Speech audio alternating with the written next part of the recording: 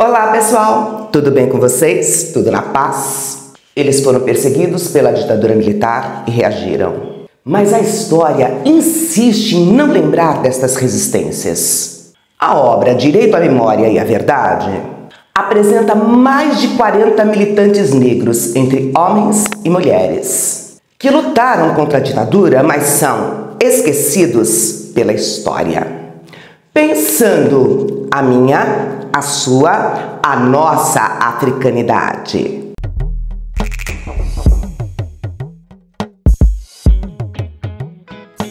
O ano de 1968 é conhecido como o ano que não terminou. E ele entrou para a história como um ano movimentado e cheio de acontecimentos, como a morte de Martin Luther King e de Robert Kennedy, pré-candidato à presidência dos Estados Unidos pelo Partido Democrata.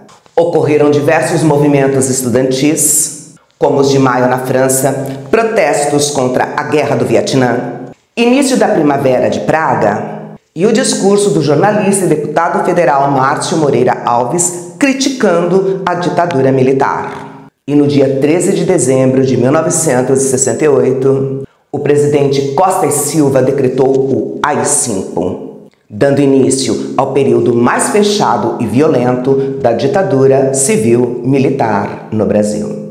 O AI-5 abriu as portas para a truculência da ditadura militar que traria o terror para o Brasil nos anos 70. E a ditadura militar monitorava de perto os movimentos sociais de uma forma em geral e o movimento negro em particular.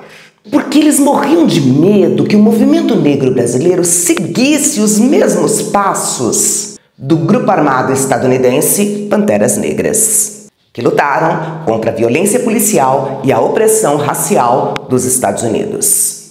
E durante todo o período que a ditadura militar vigorou no Brasil, ela espionou, perseguiu e tentou minar a luta dos movimentos sociais e raciais aqui no Brasil.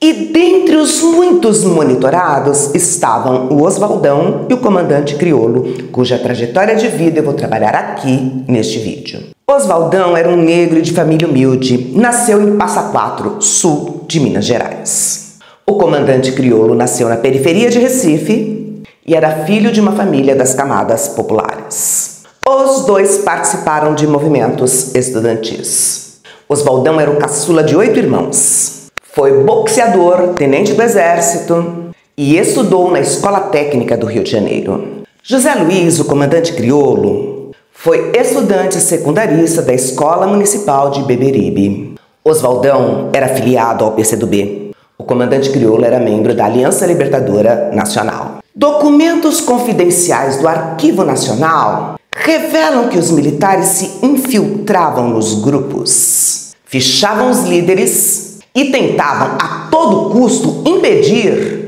que a luta dos movimentos negros crescesse. Mas qual o problema dos movimentos negros? Meus lindinhos e minhas lindinhas, a ditadura passava a ideia que a gente vivia num paraíso social e que racismo era coisa de gringo lá dos Estados Unidos. A galera vinha e dizia assim, mano, qual é? Tá me tirando? É claro que existe racismo aqui no Brasil e a gente repudia a ditadura militar. Mas para a ditadura, o racismo servia como uma desculpa para a criação de grupos que visavam prejudicar a ordem social brasileira. E o lema era ordem e progresso, só que na prática era assim, ordem para os de baixo, progresso para os de cima. Os relatórios feitos pelos militares constatavam a estreita ligação de muitos desses grupos com movimentos de esquerda que lutavam contra a ditadura militar. 41 líderes negros morreram ou desapareceram após supostas ações militares. Mas, voltando aos nossos heróis. Em 1960, antes do golpe militar, Oswaldão foi estudar engenharia em Praga, na antiga Tchecoslováquia. E lá ele se especializou em mineração. Em 1966 ele volta para o Brasil e vai para o Araguaia. E a relação que ele tinha com os ribeirinhos, ela era tão próxima que eles consideravam ele como um membro da família, um amigo. O comandante crioulo foi para a Rússia estudar teoria marxista e retornou em Brasil já sob a ditadura militar. E como ele era procurado em Recife por ter participado dos movimentos estudantis, ele foi para o Rio de Janeiro. E no Rio ele se aliou ao Marighella, nas fileiras da Ação Libertadora Nacional. A Ação Libertadora Nacional era um movimento de luta armada contra a ditadura. Para o professor da USP, Ricardo Alexino Ferreira, a ideia central da ditadura era ter controle sobre tudo e todos. Por isso, a criação de movimentos sociais sempre foi vista com grande temor. Qualquer movimento social era uma temeridade para esse projeto autoritário. Meus queridos e minhas queridas, o Brasil é o segundo país mais negro do mundo. E a União do Povo Preto poderia apresentar riscos ao regime ditatorial que estava em curso. A luta contra o racismo poderia causar um movimento gigante, principalmente em um contexto internacional de luta dos negros pelos direitos civis, como o que estava acontecendo nos Estados Unidos. Nomes como de Rosa Parks, Martin Luther King, Malcolm X e os Panteras Negras já eram inspiração para muitos brasileiros, como nos conta o professor Ricardo. No final da década de 60 e início de 70, começam os trabalhos na guerrilha do Araguaia. E como conhecia bem o local, era o Oswaldão quem orientava e guiava os novos integrantes. Com mais de 2 metros de altura, porte de atleta e uma pontaria implacável, Oswaldão era uma barreira contra os ataques do exército à guerrilha. Nos vilarejos do Araguaia, ainda hoje, correm as histórias sobre ele, um ser mítico. Alguns o chamavam o gigante invencível. E aí, pela importância política e simbólica para os militares, capturar Oswaldão significava o fim da guerrilha. Inúmeras foram as investidas do exército contra ele. José Luiz, o comandante crioulo como era chamado, tinha uma sólida formação política e foi um corajoso combatente contra a ditadura militar. Ele foi o principal redator de um documento onde a organização que ele participava fazia uma profunda reflexão sobre a política revolucionária e a luta armada contra a ditadura. Mas por que combater a ditadura militar? Meus queridos e minhas queridas, os militares deram um golpe de Estado, arrancaram do poder o vice-presidente eleito democraticamente. O presidente que tinha sido eleito tinha renunciado. E os militares deixaram uma herança maldita para o país. Quando o golpe foi dado, a inflação era de 94%. Em 85, quando eles saíram do poder, a inflação era de 231%. Quando eles assumiram o poder, 10% dos mais ricos eram donos de 1/3 da riqueza nacional. Quando eles saíram, eles passaram a ser donos de 1/5 da riqueza do país. A dívida externa, que era de 3,4 bilhões, passou para 100 bilhões. E o salário mínimo perdeu o poder de compra, caiu 50%. Pode uma coisa dessas? Ah, mas eles fizeram muitas obras. Sim, mas no crédito. E eles não pagaram nem o mínimo, deixaram a conta para depois. Sabe aquela coisa de você ir comprando no cartão de crédito, comprando e não tem dinheiro para pagar? Foi assim. Além de uma corrupção generalizada e não investigada. Naquela época, não podiam existir partidos políticos. Não existia liberdade nem de expressão e nem de associação. Além das prisões, mortes e torturas. Torturavam inclusive crianças, filhos de militantes, para que os pais denunciassem outros militantes. Quando o golpe foi dado, num prazo de 2 meses, 50 mil pessoas foram presas por serem contrárias ao regime que estava sendo implantado.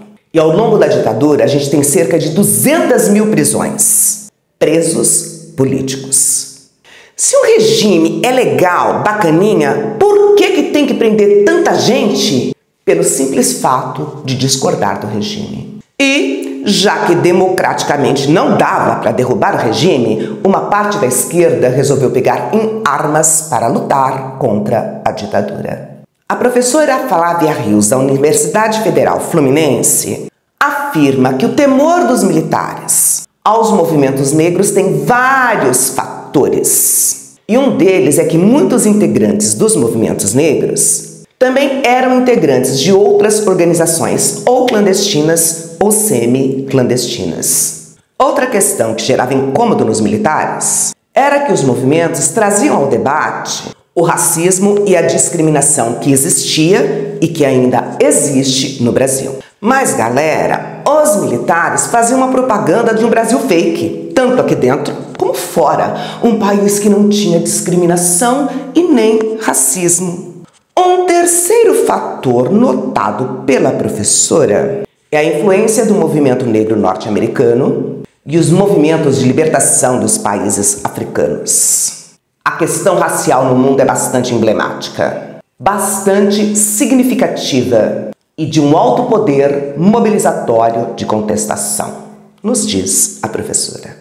Daí o temor dos militares com o movimento negro que se articulava de diversas formas, como na organização cultural de bailes, os bailes black, que era um palco de recepção das ideias, de orgulho e de empoderamento do povo preto.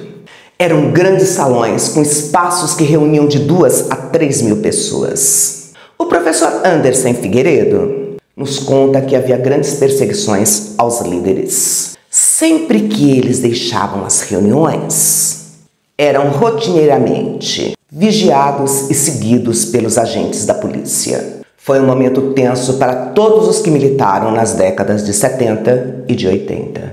Muitas dessas perseguições vinham de informações adquiridas pelo monitoramento oficial, com pessoas infiltradas, fotografias e de acesso ao conteúdo dos encontros. Por isso, o que é que esses movimentos faziam? Reuniões clandestinas. E tentando evitar as ações da polícia, elas ocorriam em vários bairros, sem prévia convocação. Eles tentavam impedir que os arapongas vissem o que eles estavam discutindo. Meus amores e minhas amoras, araponga é uma ave que não perde a oportunidade de meter o bico em todo fruto que ela encontra. Na ditadura, os espiões do SNI ganharam o apelido de arapongas, porque eles metiam o bico na vida de todo mundo, até dos que apoiavam o regime militar. E por conta desses monitoramentos, quem participava de reuniões contrárias ao regime militar sofria constantes abusos. Eram perseguidos, presos, perdiam seus empregos pelo simples fato de participarem de reuniões contrárias à ditadura ou do movimento negro. Mas voltando aos nossos heróis. Os generais descobriram que Oswaldão teve um filho com uma ribeirinha.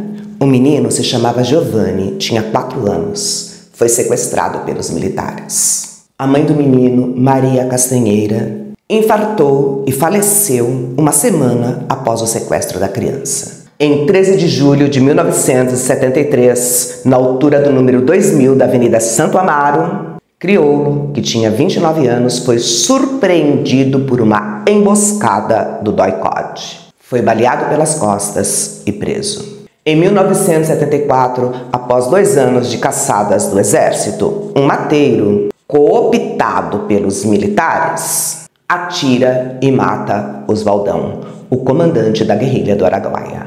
O comandante Crioulo foi levado vivo à prisão, onde sofreu torturas até a sua morte. Morreu no mesmo dia que foi preso. Durante todo o dia, um helicóptero sobrevoou o Araguaia, içando o corpo de Oswaldão para exibir a derrocada do guerrilheiro.